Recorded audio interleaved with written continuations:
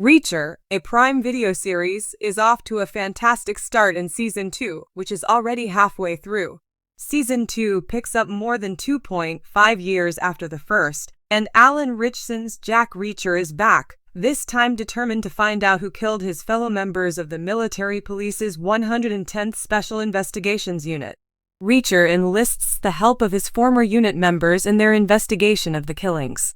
These include Maria Sten's Frances Neagley, Carla Dixon's forensic accounting skills, and Sean Sipos' silver-tongued legal expert David O'Neill. Season 2 of Reacher, which is based on Bad Luck and Trouble, the 11th book in Lee Child's Jack Reacher serial, offers a welcome departure from the show's previous approach. That materializes when Reacher rejoins his former military squad. Season 1 focused on the murder of Joe Reacher, Reacher's older brother, and the impromptu investigative team that he assembled with Detective Oscar Finley, Malcolm Goodwin, and Deputy Roscoe Conklin, Willia Fitzgerald, from the Margrave Police Department. Season 2 takes a different approach. An improvement over Season 1 is the decision to convert the 11th book into a show about Reacher reuniting with his old investigation team. Retired military police officer Jack Reacher becomes entangled in a lethal scheme involving corrupt politicians, crooked business people, and other underworld characters after he is falsely accused of a murder.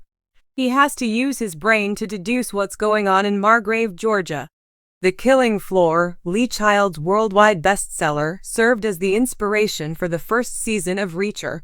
During his tenure as the head of an elite team of detectives in the Army's military police, Reacher is heavily featured in several stories and references throughout the first season of the show. Though Reacher served in the military, we only see fleeting memories of his time in the service and never see him with his 110th unit. Later in the season, Reacher reunites with his former partner Neagley to help solve the murder of Joe and expose the evils of the Kleiner Foundation. Their interactions provide the sole context for understanding Reacher's time as a special investigator. Reacher tells Finley in Episode 6, Papier, that the Army let me put together my own Special Investigations Unit. The Pentagon placed me in charge because they believed it would be unsuccessful. We were a party of 9. Reacher says he has no idea when asked by Finley about the fate of his former comrades besides Neagley. The 110th Unit is established as a top-tier squad of special investigators right from the start of the series, but the only time they appeared in the show was as expositional asides in the past tense.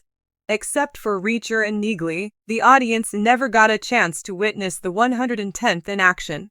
However, Reacher begins to display the 110th in its early stages in the second season premiere. Every member of the unit is carefully selected and recruited by Major Reacher, and they all contribute in their own special way.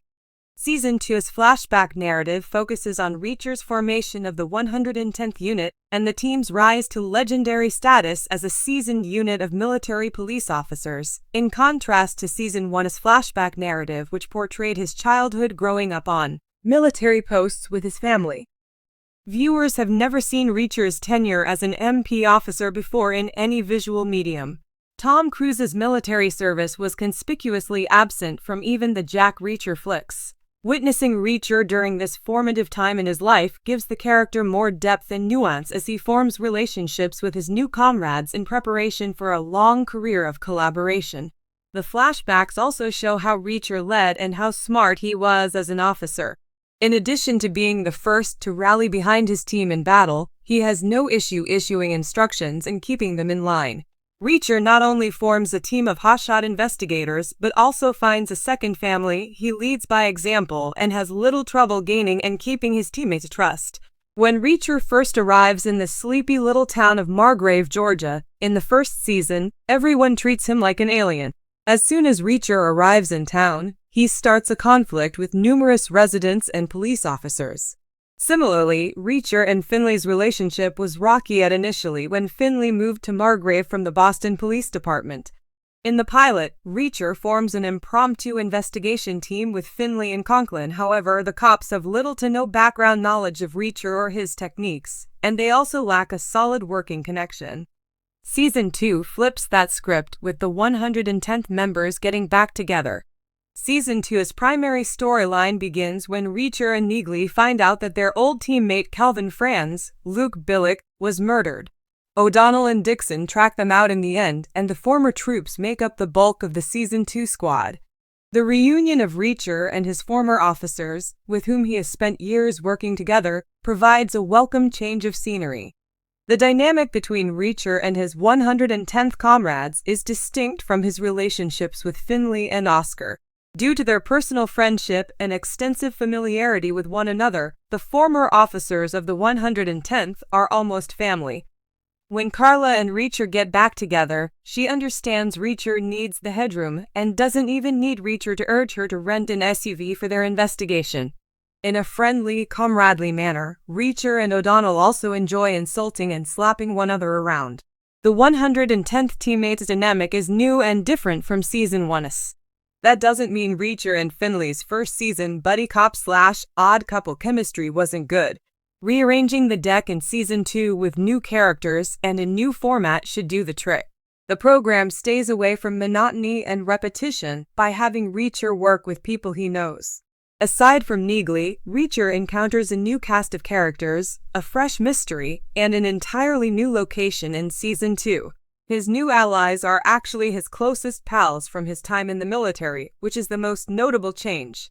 Oscar Finley makes a triumphant comeback in A Night at the Symphony, the fourth episode of Reacher's second season, where he aids the 110th members in a scheme to blackmail Senator Malcolm Lavoie's Noam Jenkins' aide, Daniel Boyd. One of their missing co-workers, Tony Swan, Shannon Kuk-chun, emails about a secret project named Little Wing, and the team is attempting to gather information about it from Boyd. Since Senator Lavoie and Boyd worked together to get Little Wing, a federal defense project, passed by Congress, Boyd is the ideal person to question because he was Lavoie's legislative director. With Finley's assistance, the team learns from Boyd that defense firm New Age developed Little Wing, a form of extremely sophisticated software for surface-to-air missiles, which renders all countermeasures worthless. New Age and its security director, Shane Langston, Robert Patrick, are implicated in the deaths of several of Reacher's comrades who were examining the program. Even though he doesn't want to, Reacher must face the reality that one of his former teammates, Swan, may have been corrupt and complicit in New Age's shady practices. It is entertaining to see Finley return for a cameo in Season 2, and it appears that the obedient detective has accomplished something since Season 1's events. After returning to Boston, he rose through the ranks of the police department and was appointed lieutenant. When Reacher inquires about Finley's progress in overcoming the tragedy, Finley replies, "Here and there, but feeling better every day." He goes on to mention that he still spins his old wedding band. A spin-off series starring Detective Oscar Finley would not be a terrible idea, thanks to Goodwin's stellar performance as the character. This show may follow a format similar to Bosch, another popular Prime Video series, but set in Boston and featuring a Bostonian flair.